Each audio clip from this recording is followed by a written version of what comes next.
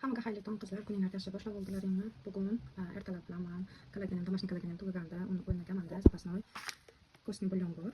Ana hozir och qoringa cho'qli suv ichib oldim ertalabda bitta stakanda. Hozir esa sizlar bilan bulyon tayyorlaymiz. Iliq suvga, iliq obi jo'shda qaynagan suvga 2 qoshiqchada bulyonni poрошокini solib yaxshilab aralashtiramiz.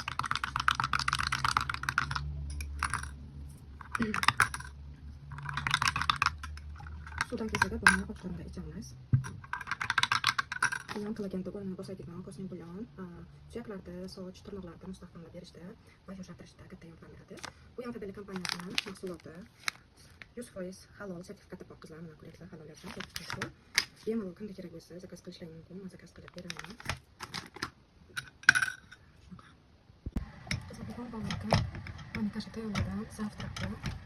Уже кашам tayyor, albatta esa pechniца, luk, pomidor va lavashdan ustiga tuxum tashlab qilib pishirib oldim. Hozir bu ham tayyor bo'ldi. Bu yerda sug'ushmonkalik pankeyki, buterbrod, masla avokadodan va shunaqa apelsinli sok qildim. O'zim naturalniy apelsindan sok chiqardim.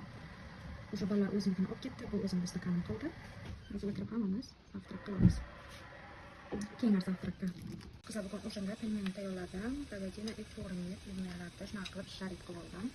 Mana shu pelmenlar tayyor, endi uni ustiga smetana va pelmendan tayyorlagan souslarni solamiz. Ko'p solmay qilmani xohlasa, o'zlari yeyishadi. Ustidan esa piyoz krasnoy qo'yib bo'ldim. Krasnoy piyoz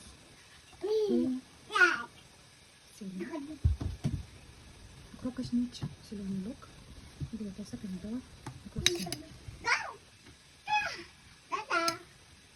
Juda mazali bo'ladi, shunaqa tayyorlasam.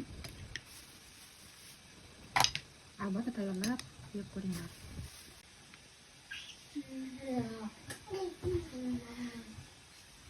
Qizlar shunaqa shokoladni pirog qildim. Nafaqat keyin yeyishdan istagan xo'jayinim shokoladni pirogni tayyorlab berganlar. Juda ham tez tayyor bo'ladi, 10-15 minut vaqtdan ketadi. Juda ham yumshoq qilib yumshoq qilib mazali bo'lib chiqadi. Ustiga shokolad erib qo'ydim ozginadan.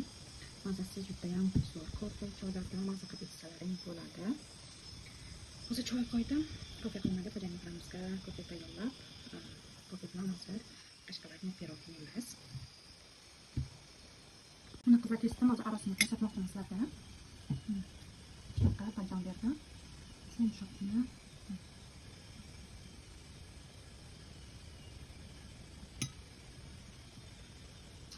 Endi pirog shokoladni yaxshi ko'rib